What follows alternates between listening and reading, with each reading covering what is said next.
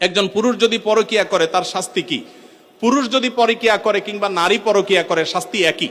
মনে রাখবেন, আল্লাহর জমিনে সবচেয়ে ভয়াবহ অপরাধ, যেই অপরাধের শাস্তি সবচেয়ে জঘন্য, সেটা হলো এই পরকিয়া। অর্থাৎ বিবাহিত পুরুষ এবং নারী যদি হারাম সম্পর্কে লিপ্ত হয় তাদের শাস্তি সবচেয়ে ভয়াবহ।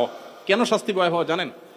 এক সময় আমি গত কিছুদিন আগে বাংলাদেশে এক ভাইকে থাইল্যান্ডে দেখা হয়েছে, অনেক বয়স।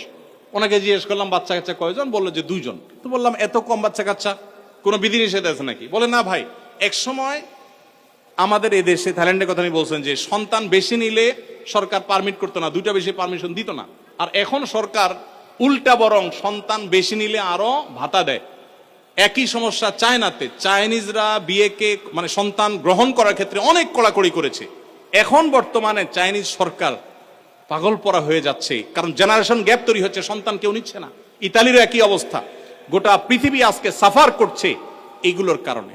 কিগুলোর কারণে? এই বিবাহ বহির্ভূত সম্পর্ক যত বেশি কোন সমাজে চালু হবে, সে সমাজে মানুষের জন্মের হার কমে যাবে। মানুষ বিয়ে করবে না, ওই অবৈধভাবে তার চাহিদা পূরণ করবে এবং সন্তান জন্মের হার কমে যাবে, ওই ভয়াবহতার দিকে চলে যাবে। এই জন্য এটাকে হারাম করা হয়েছে এবং মৃত্যুদণ্ড এটা শাস্তি।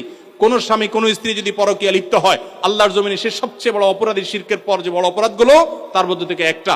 অতএব এখান থেকে বেরিয়ে আসতে হবে আল্লাহর ভয়ে এবং তাদেরকে নসিহা করতে হবে। নবী সাল্লাল্লাহু আলাইহি সাল্লাম পরকীয়ায় যারা আসক্ত বা অন্যের মানে একজন পুরুষ হয়ে নারীর প্রতি, নারী হয়ে অন্য পুরুষের প্রতি যারা আসক্ত, তাদেরকে বলেছেন তোমার স্বামীর কাছে, তোমার স্ত্রীর কাছে যা আছে অন্য নারী বা অন্য পুরুষের কাছে একই জিনিস আছে, ভিন্ন কিছু নয়।